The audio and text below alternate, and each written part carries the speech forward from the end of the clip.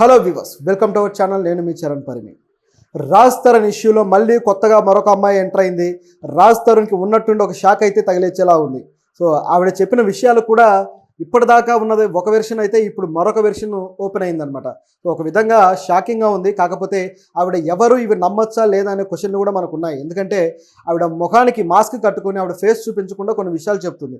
So ఆవిడ identity లేకుండా చూపించకుండా చెప్తుంది కాబట్టి ఆవిడ నిజంగా ఆవిడ చెప్పే నిజాలేనా, రాజ్ తరుణ్ తోటి ఆవిడకి ఎటువంటి అనుబంధం ఉంది ఏంటి అనేది ఒక చర్చ అయితే మనకి ఇప్పుడు వచ్చిందనమాట. సో దాంట్లో చిన్న క్లారిటీస్ కోసం మనం చిన్న డిస్కషన్ అయితే చేద్దాం.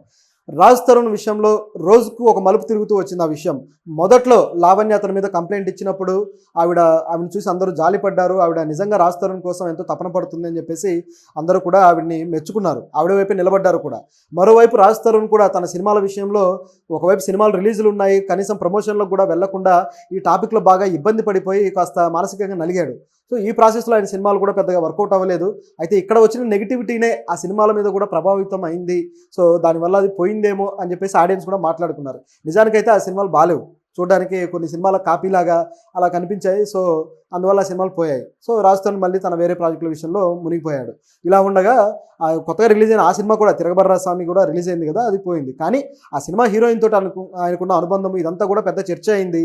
సో ఆ చర్చ మరింత ముదిరి చివరికి ఆ హీరోయిన్ కూడా ఆయనతో నాకే సంబంధం లేదని చెప్పడం చివరికి అదొక దశలో ఆగింది. కానీ లావణ్య ఇష్యూ మాత్రం ఆగలేదు, అది సాగుతూనే వస్తూ ఉంది. ఇంకా చెప్పాలంటే లావణ్య ఫ్రెండ్స్ ఎవరైతే ఉన్నారో వాళ్ళు కూడా దాంట్లో అరెస్ట్లు అవ్వడాలు, వీళ్ళంతా కూడా డ్రగ్ ఎడిక్ట్స్ అని చెప్పేసి అనేక చర్చలు కూడా వచ్చేసాయి. చివరికి శేఖర్ భాష, వీళ్ళిద్దరితో ఏమాత్రం సంబంధం లేని శేఖర్ భాష కూడా ఇందులోకి వచ్చి ఆయన ఆ డ్రగ్ ఎడిక్ట్స్ ఎవరున్నారు లేకపోతే డ్రగ్ పెడ్లర్స్ ఎవరున్నారు వాళ్ళకి సంబంధించిన వివరాలని ఈయన ఆధారాలతో సహా చూపించడానికి ప్రయత్నించడము, ఇందులో లావణ్య చేసిన తప్పుల్ని కూడా ఆయన ప్రస్తావించడం చేశాడు.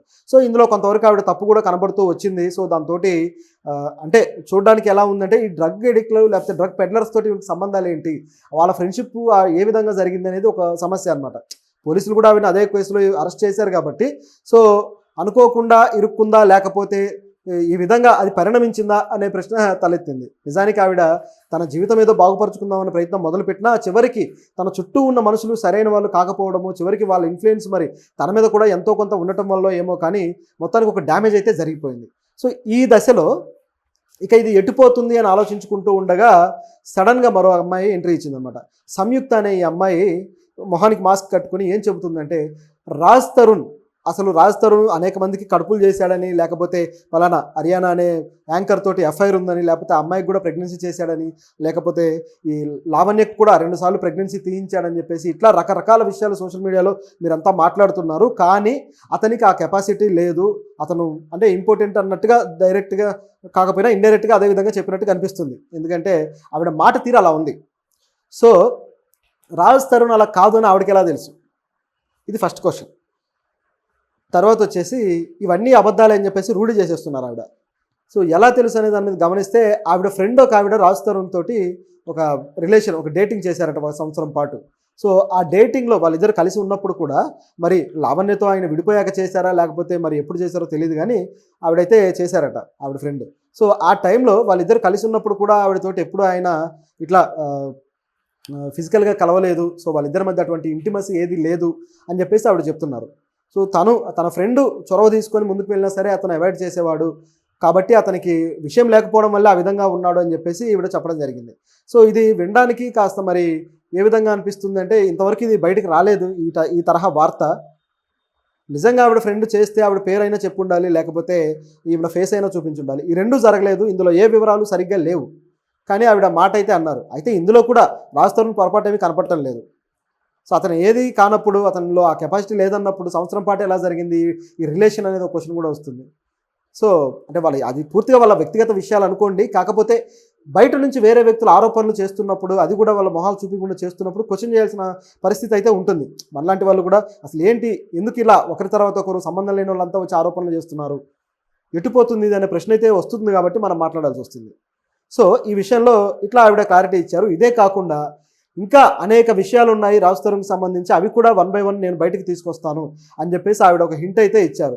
ఒక విధంగా మళ్ళీ కొత్త ఎపిసోడ్కి ఆవిడ తెరలేపారు ఆ సంయుక్త అనే ఆవిడ. సో ఇక్కడ నుంచి ఆవిడ ఏం చేయబోతున్నారు, ఎవరి విషయాలు బయట పెట్టబోతున్నారనే ఆసక్తి అయితే ఇక స్టార్ట్ అయిపోయింది. పైగా అయితే ఇందులో ఈవిడ బయట పెట్టిన విషయంలో కూడా రాజ్ తరుణ్ పొరపాటు ఏమీ కనపడడం లేదు. అలాగే ఇక తర్వాత కూడా ఆవిడ ఏమైనా బయట పెట్టే వాటిల్లో అతను ఎలాగూ ఆ తరహా మనిషి కాదు అని చెప్తున్నారు కాబట్టి అవి బయటపడే అవకాశం కూడా లేదు. పైగా ఆవిడ ప్రూఫ్ కూడా ఏమంటున్నారంటే, లావణ్య ఈ విధంగా అతనితో ఫోన్లో మాట్లాడుతున్న ఆడియో కాల్స్ కూడా వచ్చాయి కదా, సో అందులోనే డైరెక్ట్గా రాజ్ తరుణ్నే అడుగుతుంది, నాకు వాడు కావాలి వీడు కావాలని చెప్పేసి అతనికి పురమాయిస్తుంది. సో ఇదంతా గమనించి చూస్తే ఆవిడని అతను ఏమి చేయలేకపోతున్నాడు కాబట్టి ఆవిడ మరొక దారి ఎత్తుక్కుంటుంది అన్నట్టుగా ఈవిడ మాట్లాడారనమాట. సో ఇట్లా అంటే మరి ఎందుకు రాజ్ తరుణ్ విషయంలో ఇంత పెద్ద కాంట్రవర్సీ ఈ విధంగా క్రియేట్ అవుతుంది అనేది ఒక ప్రశ్న అయితే వస్తుంది. సో బహుశా అతను తనకు సరైన మార్గంలో వెళ్లకుండా లేకపోతే సరైన వ్యక్తులను ఎంచుకోకపోవడమే తన జీవితంలో ఇలాంటి ఒక అలజడి క్రియేట్ అవ్వడానికి అది కారణమై ఉండాలి.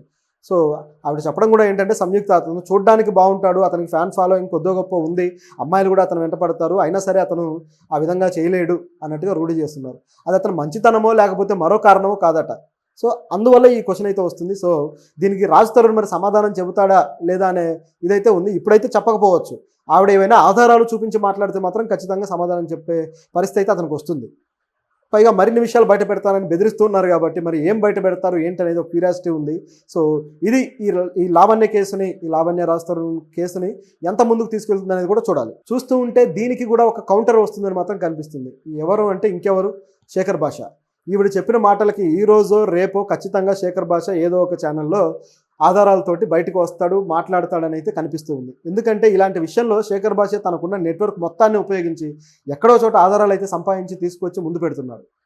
సో మా గత వీడియోలో కూడా చెప్పుకున్నాం, నిజానికి ఆ డ్రగ్ పెడ్లర్ అరెస్ట్ అయ్యాడు అంటే ఎవరైతే ఉన్నాడో మస్తాన్ సాయి, ఆయన అరెస్ట్ విషయంలో ఈ శేఖర్ భాష చేసిన కొద్ది గొప్ప పోరాటం కూడా ఉంది.